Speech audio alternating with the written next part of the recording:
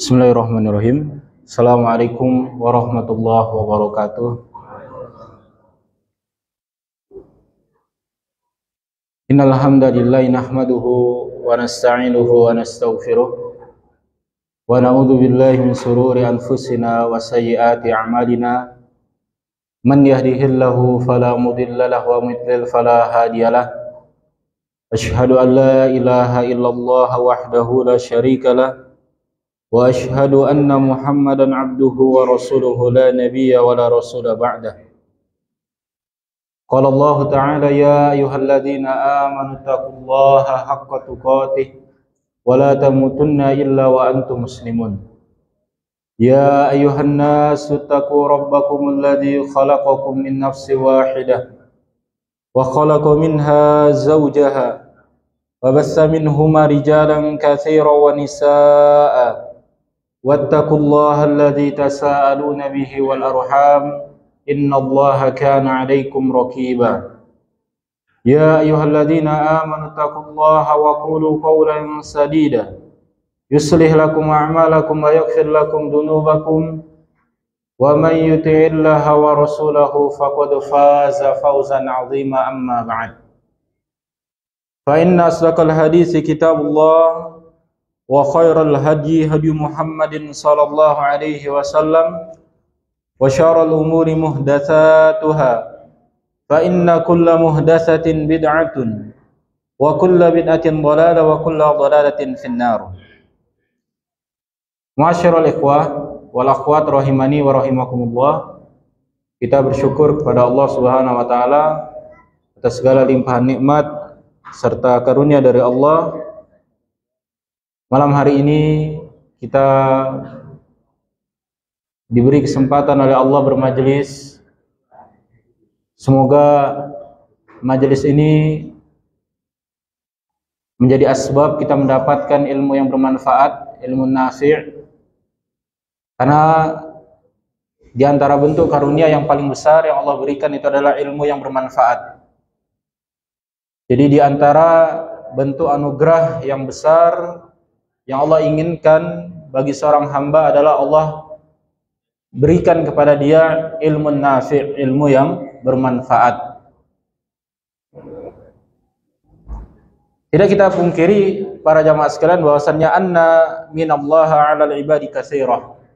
Bahwasannya anugerah dari Allah itu sangat banyak bagi hamba-hambanya.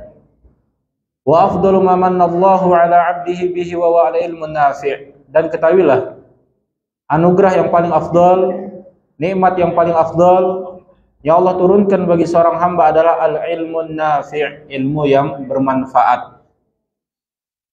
Wa alamatu kaunil ilmin nafi'an huwa ma dzukirat min nazam annahu yuzilu 'anil qalbi syai'an wa huwa asy-syubhat wasyahawat. Yang dimaksud dengan ilmu nafi', ilmu yang bermanfaat itu adalah dia memiliki dua ciri. Dia memiliki dua tanda bahwasannya annahu yuzilu 'anil qalbi syai'ain. Ilmu itu menghilangkan dua hal dari hati seorang hamba. Jadi ilmu yang bermanfaat itu dia akan menghilangkan dua hal dari dalam hati seorang hamba. Wa huma asy-syubhat wasyahawat. Yang pertama dan kedua itu adalah syubhat dan syahwat.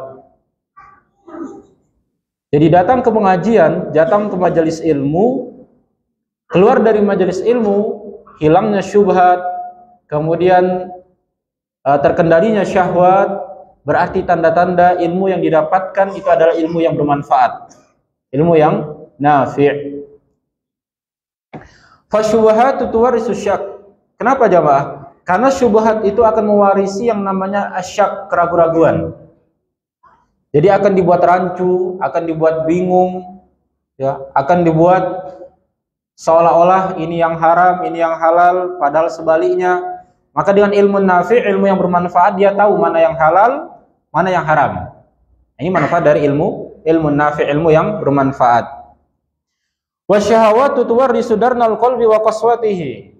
Adapun syubhat, maka itu akan meninggalkan darnul qalbi atau darnal qalbi, kotoran hati, wa qaswatihi, dan kerasnya hati. Jadi syahwat itu membuat hati seorang hamba akan menjadi keras dan akan membuat hati seorang hamba akan kotor. Imbasnya apa jamaah? Wa tathbutul badani 'anit ta'at, dan akan melemahkan badan untuk melaksanakan ketaatan kepada Allah. Ilmu dia punya, dia tahu hukumnya. Ini wajib, ini sunnah. Ini wajib fardu kifayah, fardu ain, sunnah muakkadah, sunnah ghairu muakkadah. Ini mubah, ini haram, dia tahu hukumnya. Tapi badannya ini lemah. Badan ini lemas, malas untuk diajak mengamalkan yang wajib dan meninggalkan yang haram. Kenapa jamaah? Karena besarnya syahwat di dalam hatinya tadi. Nah, ilmu yang bermanfaat itu dia mengontrol syahwat. Ilmu yang bermanfaat itu dia menghilangkan syubhat dan mengontrol syahwat, sehingga membuat dia semangat untuk beribadah kepada Allah.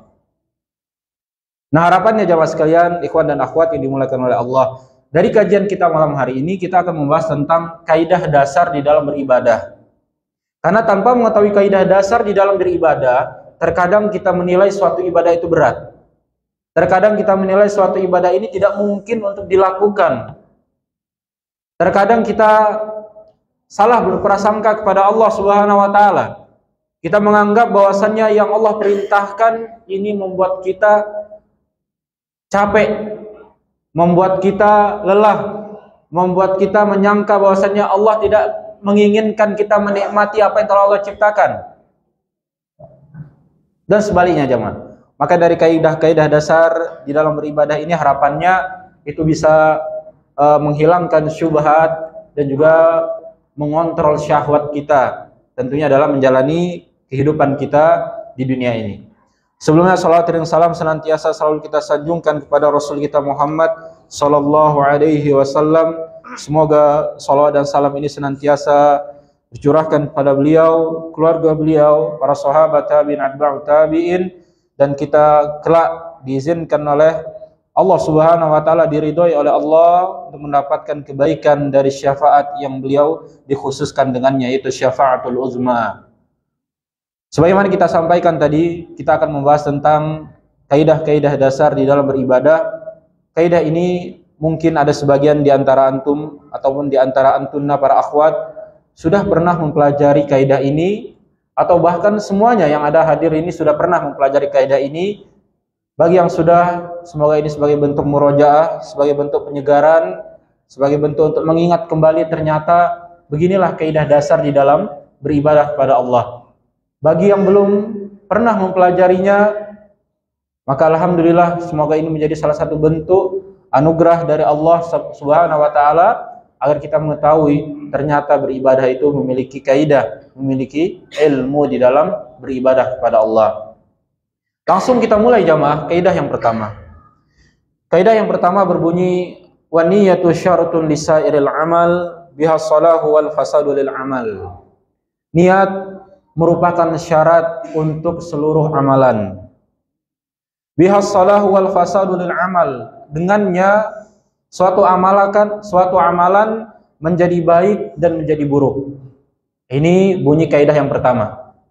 Dari bunyi kaidah ini pun langsung kita memahami bahwasannya yang menentukan suatu amalan itu baik dan amalan itu buruk adalah niat. Ya. Jadi jangan bermain-main dengan niat, jangan bercanda dengan niat. Karena niat ini sangat berpengaruh dengan keabsahan, maksudnya kesolehan, sah atau tidaknya suatu amalan, batal atau tidak diterimanya suatu amalan, itu niat. Jadi kaidah dasar dalam beribadah adalah perhatikan niat.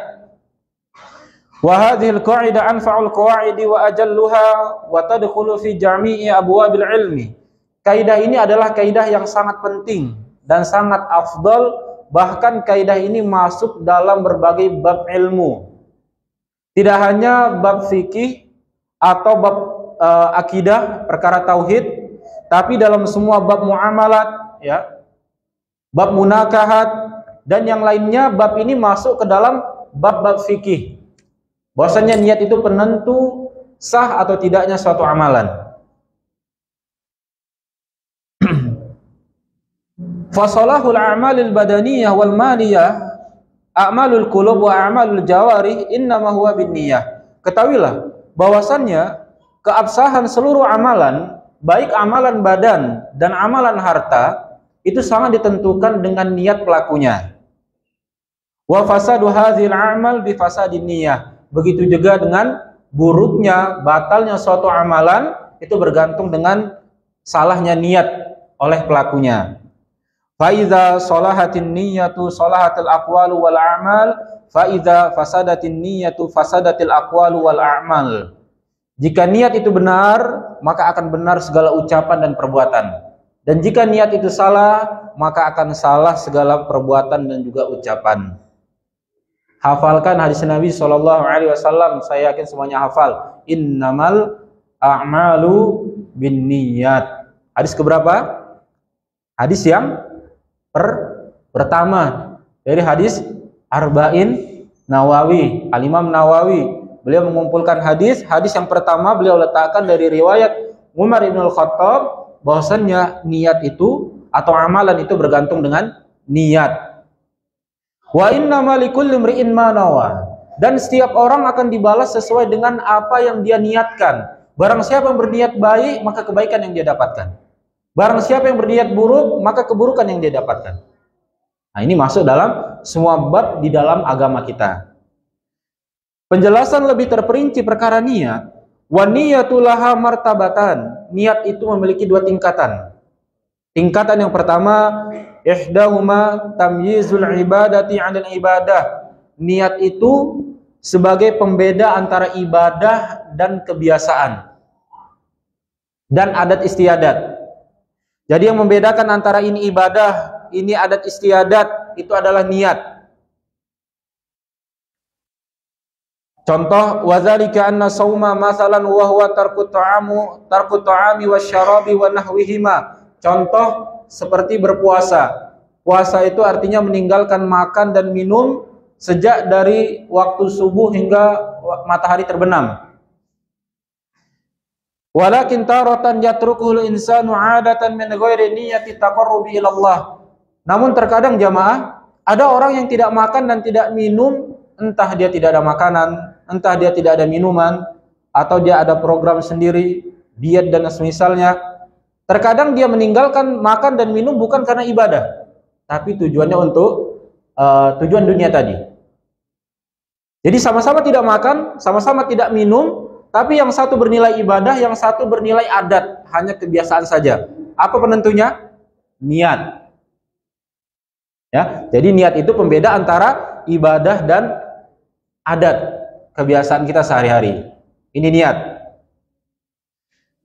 Kemudian yang kedua, tamyizul ibadati ba'dha min ba'din fa ba'daha fardhu 'ain wa ba'daha fardhu kifayah. Niat itu sebagai pembeda antara ibadah yang satu dengan ibadah yang lainnya. Nah, ini yang kedua. Jadi kalau tadi dibandingkan antara ibadah dengan adat, yang kedua ini perbedaan sebagai pembeda antara ibadah yang satu dengan ibadah yang lainnya.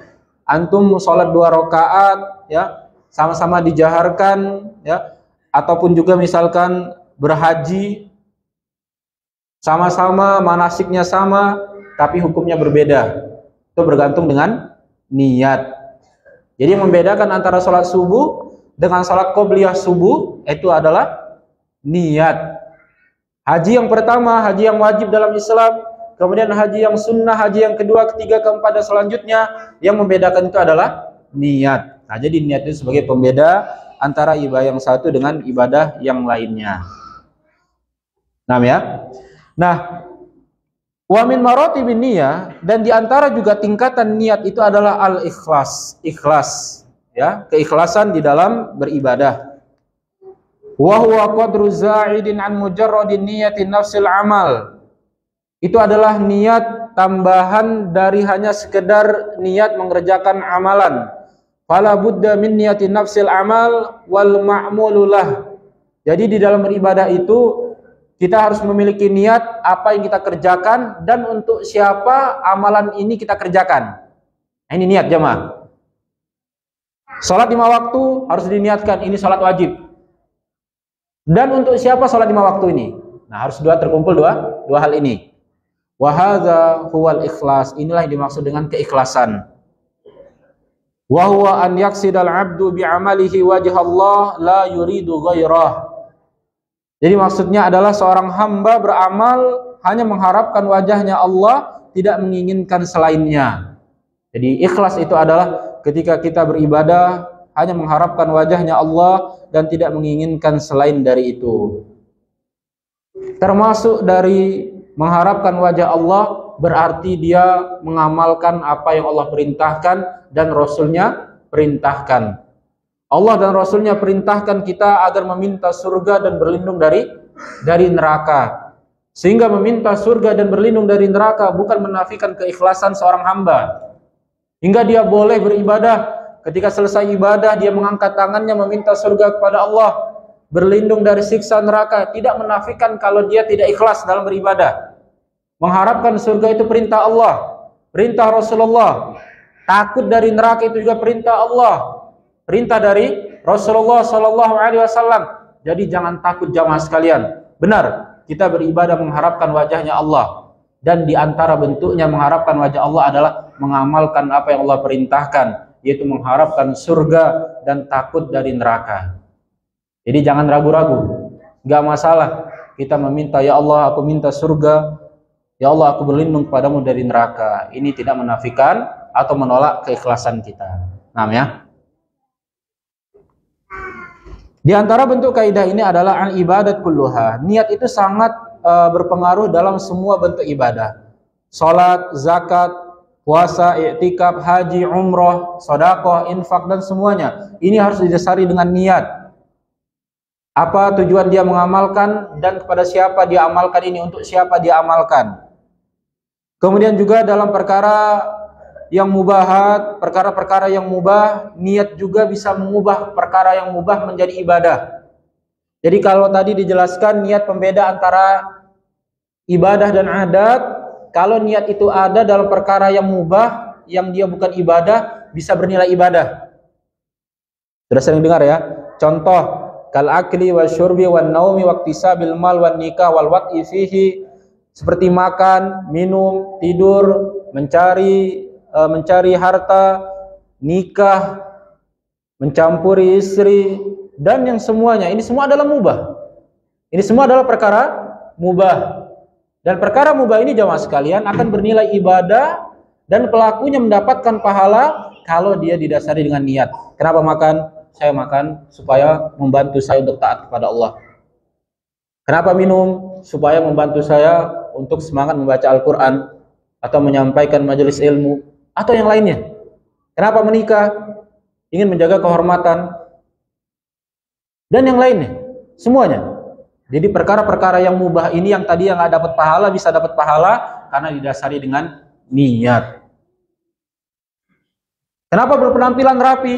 Kenapa berpenampilan bersih, harum? Niatkan semua itu jamaah untuk beribadah kepada Allah. Jadi jangan cuma penampilannya sia-sia nggak ada pahalanya.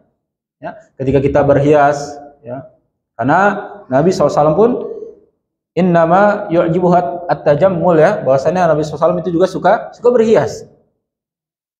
Ini menunjukkan bahwasanya perkara yang mubah itu bisa bernilai ibadah jika terdapat niat di dalamnya. Inilah kaidah yang pertama, kaidah dasar dalam beribadah kepada Allah, bahwasanya niat itu merupakan syarat untuk semua amalan. Sehingga tidak sah suatu amalan jika tidak ada niat di dalamnya. Adapun perkara fikih jamaah sekalian, perkara fikih di sini dikatakan perintah. Dalam perkara perintah itu ada dua maksud. Maksud yang pertama adalah al-amru bil fi'li, bermaksud untuk dikerjakan. Kalau dalam perkara ibadah ini bunyi perintahnya adalah perintah untuk melakukan, perintah untuk mengerjakan, maka niat itu adalah syarat sah dalam mengerjakan ibadah tadi. Apa maksudnya? Simple, berwudu. Ya. Berwudu ini adalah perintah ketika orang mau sholat, diperintahkan untuk mengambil wudu, untuk mengerjakan berwudu. Maka niat di dalam berwudu itu adalah syarat sah di dalam berwudu. Jadi kalau dia tidak berniat di dalam wudu, cuman basuh wajah, basuh tangan, mengusap kepala, kemudian membasuh niat untuk berwudu tanpa niat mengangkat hadas, tidak sah wudunya dan dia tidak boleh sholat di dalamnya. Paling mudah lagi adalah mandi junub, mandi wajib. Karena rukun mandi wajib itu adalah ta'mimul ma' ala sairil badan, meratakan air di semua badan. Yang penting badan itu basah semuanya dengan air, maka terpenuhi syarat atau rukun dari mandi wajib. Maka kalau ada orang yang langsung merendam ya, di pantai, di dalam kolam, di dalam bak, semuanya basah, sedangkan dia junub tapi tidak niat untuk mandi junub, meskipun dia basah, tidak sah mandi junubnya, harus dia ulang. Sama seperti kita kehujanan, jemaah. Kita kehujanan sampai masjid ya. Sampai masjid mau basuh kaki, kita cuma basuh bagian atas. Yang belakang ternyata belum kita basuh. Kenapa? Karena kita lihat, sudah basah. Karena tadi sudah kena hujan. Sudahlah, sudah cukup. Seperti ini juga tidak sah, tidak boleh. Jadi di dalam ibadah yang itu berupa maksudnya mengerjakan, maka harus disertai dengan niat. Karena niat adalah syarat sah di dalam ibadah tadi. Maksud yang kedua adalah perintah untuk meninggalkan, ya, perintah untuk menjauhi, perintah untuk meninggalkan, menghilangkan. Maka di sini jemaah sekalian dimuliakan oleh Allah, niat bukan syarat sah untuk menghilangkan sesuatu yang diperintahkan oleh Allah. Contoh, kaizalatin najasati fi saubi wal badani wal buq'ah. Contoh menghilangkan najis di pakaian, di badan, dan di tempat sholat. Wa ka'ada'id duyun al-wajibah, atau melunasi hutang yang wajib. Nah, kalau ada orang yang tidak berniat, ketika dia membersihkan kotoran di bajunya, dia beginikan, dia bersihkan atau dia siram air, tanpa niat untuk beribadah, tanpa niat untuk menghilangkan najis, yang penting najisnya hilang, maka sudah bisa dipakai untuk sholat. Ini syarat, bukan jadi syarat sah. Bayar hutang. Bayar hutang itu nggak harus niat bayar hutang, jemaah. Ya. Bahkan orang lain pun boleh membayarkan hutang saudaranya tanpa sepengetahuan saudaranya. Dan ini ada kaidahnya sendiri lagi.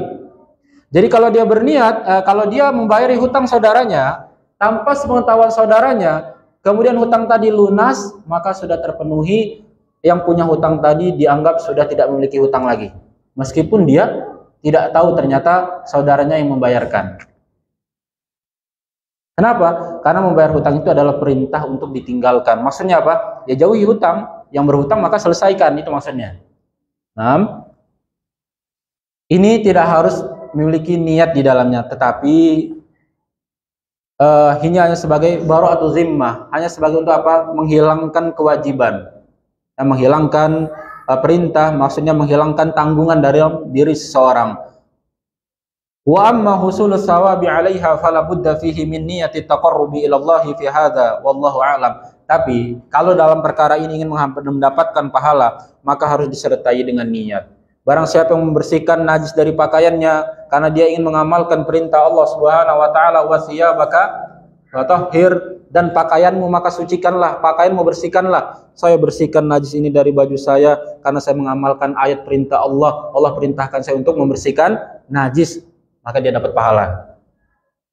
Saya melunasi hutang saya karena saya takut. Innan nafsa mu'allaqun bidain hatta yuqda anhu. Saya takut nanti nyawa saya atau jiwa saya tergantung dengan hutang sampai nanti dilunasi, maka dia lunasi hutangnya tadi. Maka dia dapat pahala. Nah, itu maksudnya ya.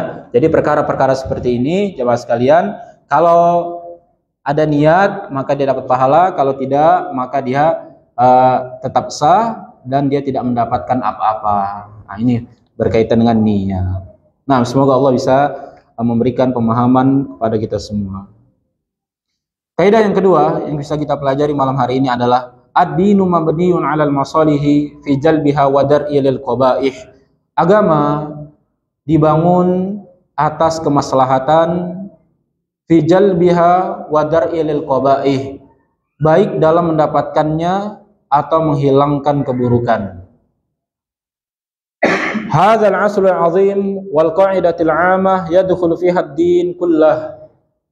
Ini adalah dasar agama yang sangat penting yang harus diketahui oleh setiap hamba.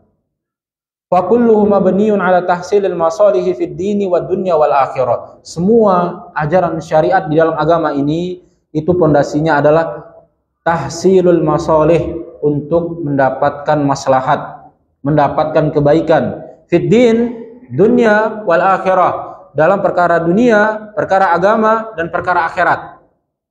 Wa 'ala daf'il madari fid dini wad dunya wal akhirah, dan tidaklah semua larangan itu ada dalam ajaran agama ini tujuannya adalah untuk daf'ul madar, untuk meninggalkan atau untuk menolak semua bentuk mara bahaya yang mengancam agamanya, mengancam dunianya dan mengancam akhiratnya. Waqad amarallahu bi syai'in illa wa fihi minal masalih ma la yuhitu bihil wasaf. Sungguh Allah Subhanahu wa taala telah menetapkan perintah-perintah. Banyak sekali Allah telah tetapkan perintah bagi kita jemaah.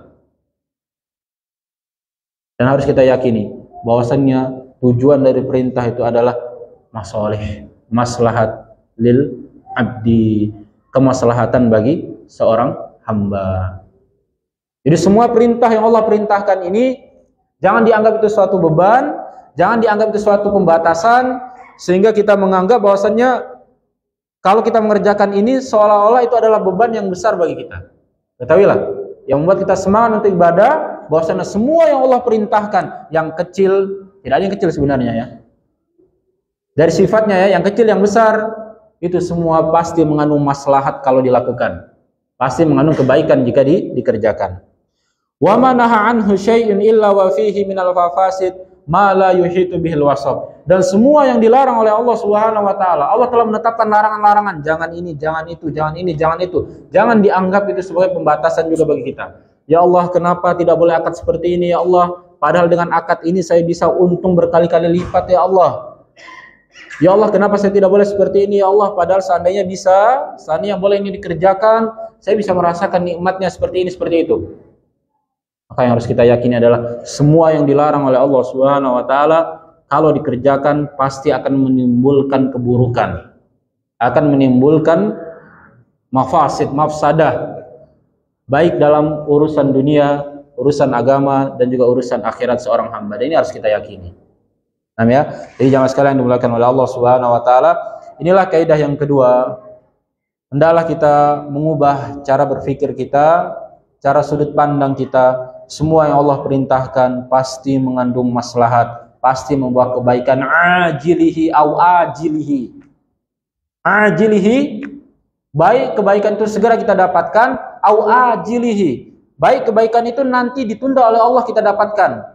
Jadi akhirat kalau tidak di dunia. Ya. Begitu juga dengan larangan. Larangan itu kalau diterjang, larangan itu kalau dilakukan, maka syarnya, keburukannya itu akan menimpa kita. Ajilihi au ajilihi juga.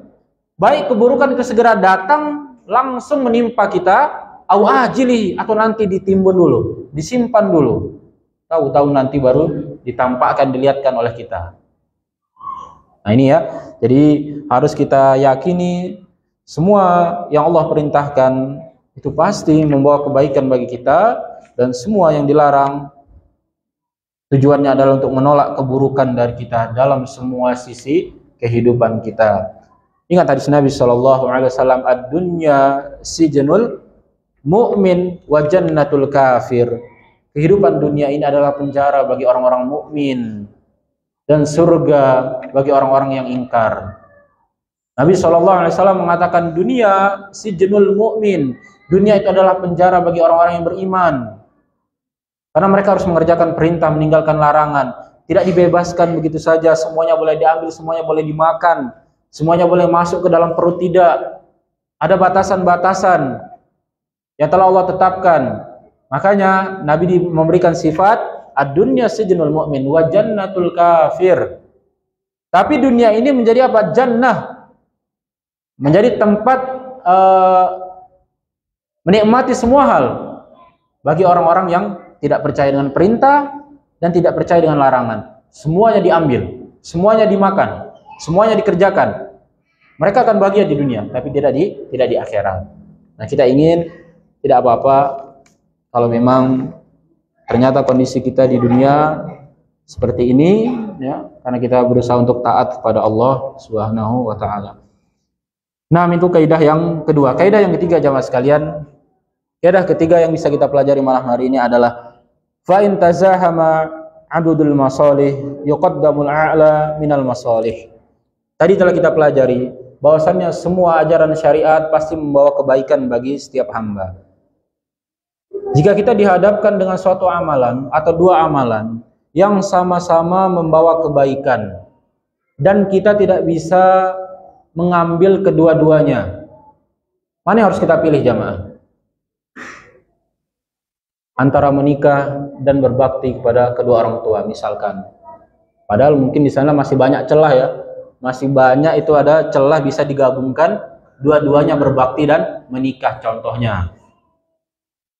Terkadang kita ini kejebak sama cara berpikir kita, cara sudut pandang kita yang tadinya lapang itu kita sempitkan. Tapi itu bahasan yang lain. Jadi kaidah ini ingin menjelaskan bagaimana kalau seorang hamba dihadapkan dengan dua pilihan yang mana dua-duanya mengandung kebaikan tapi tidak bisa diambil dua-duanya. Mana yang harus dia lakukan? Apakah tinggalkan dua-duanya atau pilih salah satunya? Kalau pilih salah satunya, yang mana yang dipilih? Nah, ini maksud bunyi kaidah ini. Kita baca. Idza darul amru baina fi'la ihdal maslahatain wa tafawwatatil ukhra bihaitsu la yumkinul jam'a bainahuma. Jika terkumpul dua perkara yang mengandung kebaikan, namun salah satunya memiliki tingkatan yang lebih tinggi dibandingkan yang lainnya, la yumkinul jam'a bainahuma, dan tidak memungkinkan jama'. Apa jama'? Mengumpulkan kedua-duanya, mengambil kedua-duanya. Ru'iya akbarul maslahatain, maka ambillah perkara yang paling mengandung maslahat terbesar. Jadi pilihlah dari dua pilihan tadi yang memiliki maslahat yang paling besar. Wa a'lahuma fafu'ilat, dan yang paling tinggi derajatnya, paling tinggi levelnya, fafu'ilat, kemudian kerjakanlah. Fa in kanat ihda maslahataini wajibah wal ukhra sunnah quddimal wajib 'ala sunnah. Jelas ya? Kalau kita dihadapkan dengan dua amalan, yang satu wajib, yang satu sunnah, gampang. Mana jamaah yang didahulukan? Wajib, jelas. Baru yang sunnah. Contoh di sini, idza uqimatis salatu al-fardhah lam yujzi ibtida'at tatawwu'. Jika iqamah sudah dikumandangkan, qomat, bahasa kita qomat. Kalau sudah qomat, jangan mulai untuk salat sunnah qabliyah. Ya. Niat dia bagus, saya pengen qobliyah karena saya mendengar barang siapa yang merutinkan 10 rakaat, 12 rakaat, Allah akan siapkan baginya istana di dalam surga. Pas dia masuk sudah iqamat, imam itu sudah mulai baca Al-Fatihah, tahu-tahu di belakang dia sholat qobliyah. Ini perbuatan yang salah, tidak tepat. Yang harus dia lakukan apa? Ya sudah ikuti yang wajib, langsung sholat bersama imam. Gimana dengan qobliyah? Nanti bisa diqadha, atau seandainya dia uzur dia dapat pahala sebagaimana yang biasa dia rutinkan. Wa kadzalika la yajuzu naflu siyami wal haji wal umrah wa alaihi fardun bal yuqaddimul farad. Begitu juga tidak boleh puasa sunnah, haji sunnah, kemudian umrah sunnah, sedangkan dia belum mengerjakan yang wajib. Kerjakan dulu yang wajib baru yang sunnah.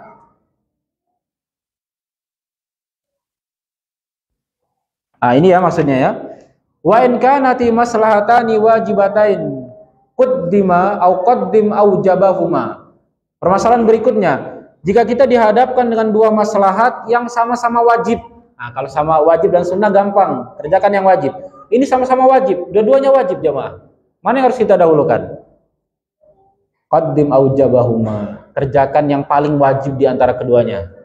Kerjakan yang paling kuat kewajibannya di antara keduanya. Fa yuqaddamu salatul fardhi ala salatin nazri wa nahwiha. Maka harus dahulukan salat 5 waktu dibandingkan salat nazar. Jadi kalau ada yang bernazar, saya akan salat, hukum nazar apa jamaah? Wajib. Salat 5 waktu hukumnya apa? Wajib. Mana yang harus didahulukan? Salat 5 waktu. Karena salat 5 waktu ini kewajibannya lebih tinggi dibandingkan dengan nazar. Haji. Saya nazar tahun depan akan haji, tapi dia belum pernah berhaji sebelumnya. Maka yang harus dia lakukan adalah berhaji yang wajib dulu tahun depan, kemudian di tahun berikutnya baru dia naik ke haji lagi untuk melunasi hutang nazar hajinya tadi. Dan nggak boleh digabungkan, ya, antara yang wajib tadi sama yang nazar tadi. Wa kan nafaqatil lazimati lizaujati wal aqaribi wal mamalik tuqaddim az-zaujat.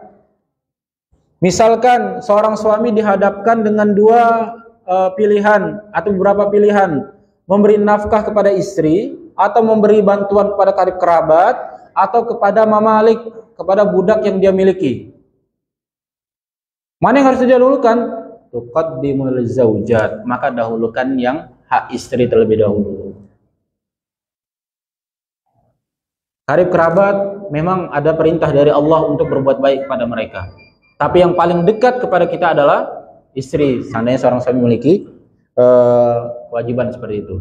Jadi jamaah sekalian dimuliakan oleh Allah Subhanahu wa taala, dari kaidah ini karena waktu sudah habis, kita simpulkan bahwasannya kalau kita dihadapkan dengan 2 maslahat, dahulukan yang wajib baru yang sunnah. Kalau dua-duanya wajib, maka dahulukan yang kewajibannya paling tinggi dibandingkan kewajiban yang lain. Maka semoga kaidah-kaidah ini yang singkat ini bermanfaat bagi kita semua. Insyaallah kita lanjutkan pada pertemuan-pertemuan berikutnya insyaallah. Subhanakallahumma wa bihamdika asyhadu an la ilaha illa anta astaghfiruka wa atubu ilaik. Assalamualaikum warahmatullahi wabarakatuh.